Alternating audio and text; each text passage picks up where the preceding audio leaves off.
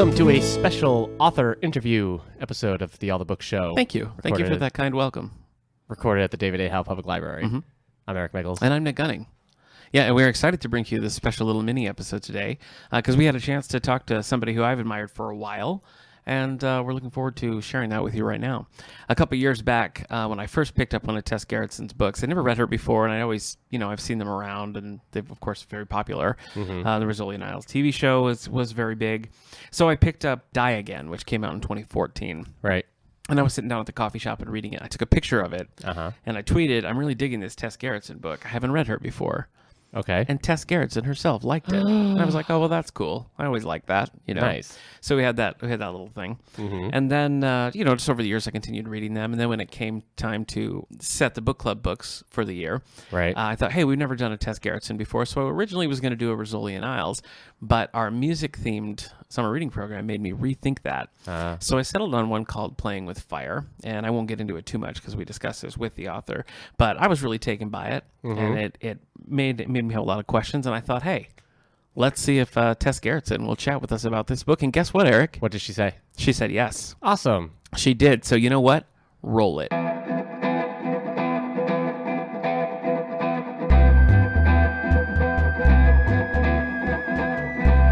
All the Books presents Author Spotlight.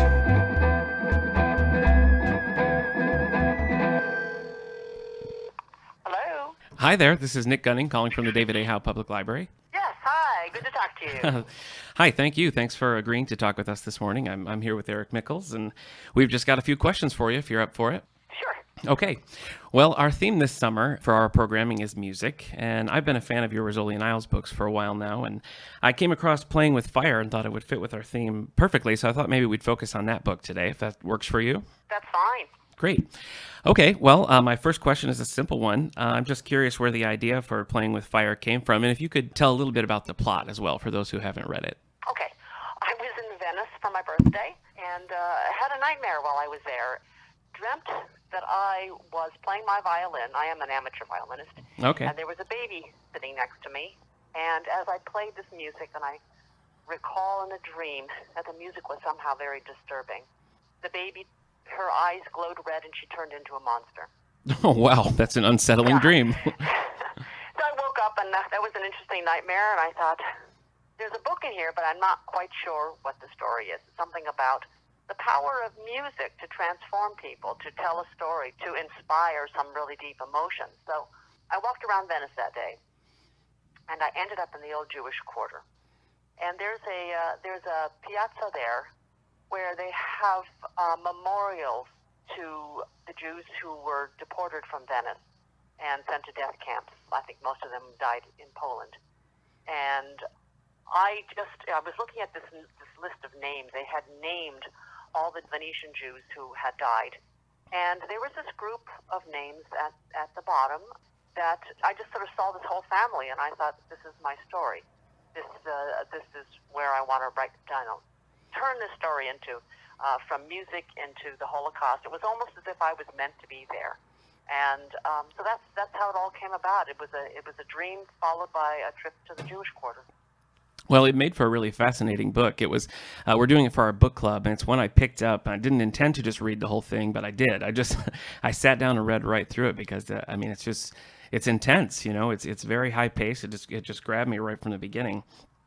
Well, it's also a very short book. I mean, I felt that part of it was I was thinking this would be a story that would also be something for young adults. It would tell them, it would teach them something. And I wanted to keep it very, very firmly on just those two themes about how musicians are all linked. I mean, in a way, there's something about the language of music that needs no interpretation. Sure. We look at a piece of music and we all know how it's supposed to sound. It doesn't matter what language you speak. So there's that sort of brotherhood of musicians. Yeah, absolutely. Well, let's stick with that for a minute because I'd like to talk a little bit about the piece that you actually composed, Incendio, to go with this. Can you tell us a little bit about the process of writing that? Yeah, so I'm, as I mentioned, I'm an amateur musician. I play both the piano and the violin. Okay.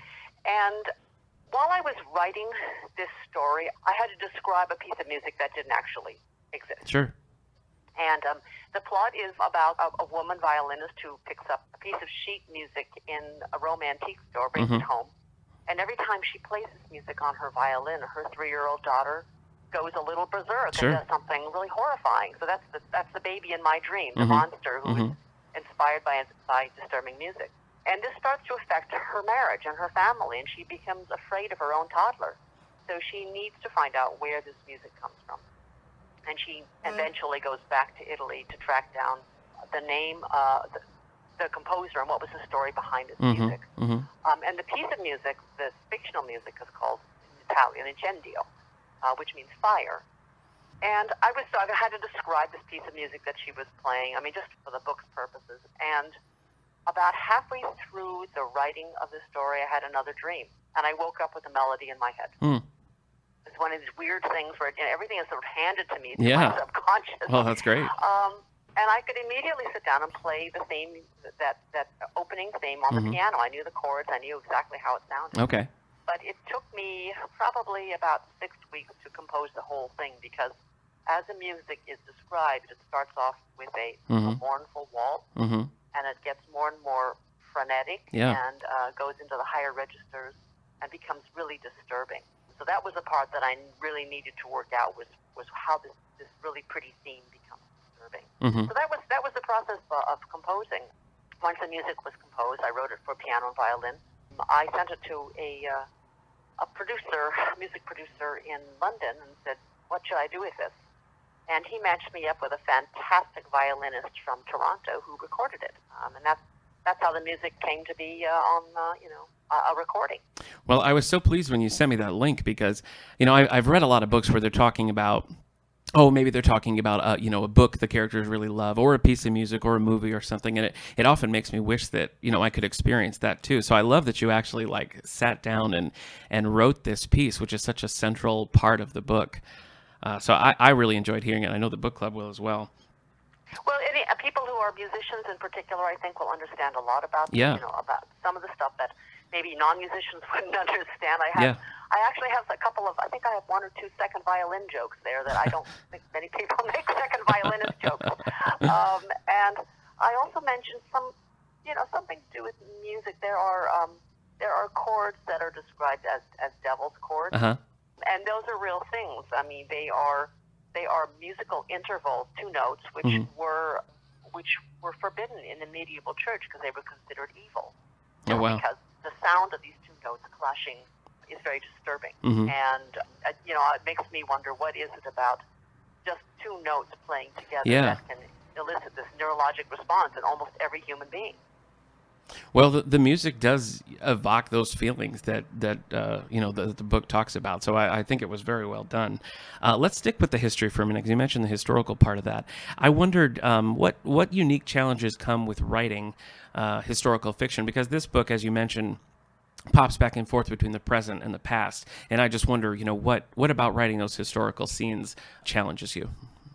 Well, I think the most challenging part for me was, it's a very difficult topic. Oh, yeah. The Holocaust is a horrifying topic, and there was not a lot written about Italy, and most of what we know as Americans are places that like the Netherlands with Anne Frank, or Poland, or what was happening in Germany. But Italy was one of those sort of interesting places that the Holocaust was happening, but there were a lot of differences, and that's what I wanted to emphasize, was how many Jews survived in Italy. Why did they survive? What made Italians different? And that I found fascinating. Yeah. That Italians, a lot of them saved their friends and their neighbors and their relatives who happened to be Jewish. What helped, of course, was that in Italy, anyway, Jews were so deeply integrated into society. So what about this, sticking with the challenges of writing? How is it different for you as a writer to sit down and write, wholly original characters versus a mix of original characters and your popular recurring characters like Rizzoli and Isles? Most of the same characters that I wrote in Playing with Fire were fictional, and I think you have a responsibility to be true to history. Yeah. You can't just have somebody not be the way they were described historically. So that is the big thing, is you feel responsible to be accurate. In fiction, when I make up people, I can make them do whatever I want Right. them to do, or be whatever I want them to be. But here we're talking about real people who suffered real horrors, and I wanted to be true to that. Yeah. Well, I mean, it was a very, I mean, like you say, that is just an upsetting time. It's an upsetting topic, and so I like the way you sort of you put a human face on the characters in the book that really, gave you kind of an understanding of that time and just little simple things that you might take for granted. I know, and I think it was really important for me to focus on one family and to think about. Well, that humanizes it. That makes it personal. Yeah. Yeah, and also it puts you into what would I have done in that situation, because here there were these Italian Jews, and they felt safe. They felt perfectly safe. They were seeing things that were happening, in other countries, thinking, do we stay or do we go? And that's a conversation that I can imagine people having over their dinner table. Yeah. And here I am trying to put myself into that situation, thinking, would I have stayed or would I have fled? I mean, you have elderly relatives, you have a business, you have a life. Do you give that all up because of some possibility that the Holocaust is coming to Italy? Right. So it's that conflict between all your life, your established life, and your fears that I found really I was really able to identify with that. Mm-hmm. I mean, it's an emotional topic. I'm sure the writing process was emotional for you. How do you feel when you finish a book like this? I think I probably shed more tears over this book than any story I've ever. Yeah, I can imagine. Because it's not just about this horrifying death of this family. What happens to them? It was I think the heroic aspects of the ordinary people who tried to save them. In particular, there is a character, Laura Balboni, who is a girl who loves the composer. Yeah. She's not Jewish. Right. What she goes through and what she sacrifices to save her lover. So. Yeah, well, in her, I think the experience she has where she may make things worse, like she feels like she's doing the right thing, and sometimes it's drawing the wrong kind of attention, and so it's just kind of I felt like she was sort of stuck in an impossible situation where there's really no happy outcome and no right or wrong move. That's right, but that's the definition of a true hero. Yeah. Is that you do things despite the consequences. You try to do the right thing, and many people did. Mm-hmm. I mean, there were a number of Catholic Italians who sacrificed their lives to save their friends and neighbors, and there were story after story about how many priests and nuns were executed by the Nazis for harboring Jews. So it's a very uplifting story as well. Yeah. Oh, I agree. Well, thank you so much for being generous with your time with us this morning. I want to ask you one more question, and that is, I think most of our listeners and the folks here in the library are familiar with your Rizzoli and Isles books, but I wondered if you have maybe an early favorite that you think that you'd like people to sort of rediscover, something from when you were just starting out as a writer. Well, I started off writing romance novels, so I don't know if that's going to be the one that appeals to me. Okay. But, before Rizzoli and Isles, I wrote a number of medical thrillers, and of those, I think my favorite is a book called Gravity. Gravity. Okay. Which is about the space program, so it may be a little unusual for most crime writers. It's not really about a crime; it's about a biological disaster in space. Okay. But that remains one of my favorite books, just because I remember the incredible experience of doing the research for that book. Oh, sure. Well, our theme for summer 2019 is space, so maybe we'll have to give you another call and chat about that one. Well, I hope you'll use Gravity, because I thought it was. Yeah, I still think it's one of my best books. Well, great. Thanks for pointing us in the right direction. Well, thanks again for talking to us this morning. It was a pleasure for me, and I know our listeners will enjoy it. And I expect a very hearty discussion in the book club about this book. I think you might enjoy this book. It is very intense. Oh, okay. It's a quick, intense kind of read. I think the book club's going to dig it. Right. So I'm looking forward to talking about it with them. She was so kind.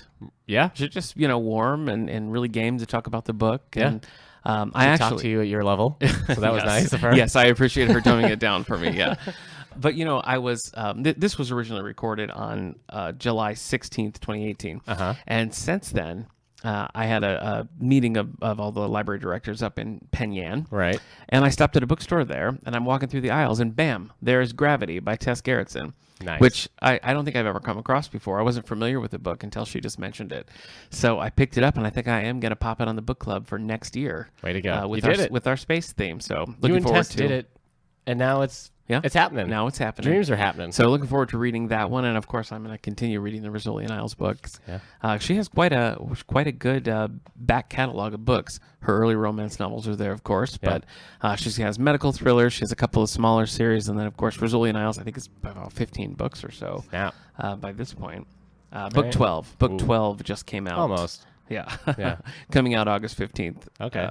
Last year. Very cool. Exciting times here at the Yeah. All the Book Show. Anything you'd like to add before we close up shop? Now let's close up shop. Okay, well, remember, folks, our regular episodes usually drop every Monday, and I already told you where you can find it, but you can come and rate us and review us, and send us an email, send us a tweet. We love chatting with you guys, so thanks for tuning in. We'll see you next time. Bye.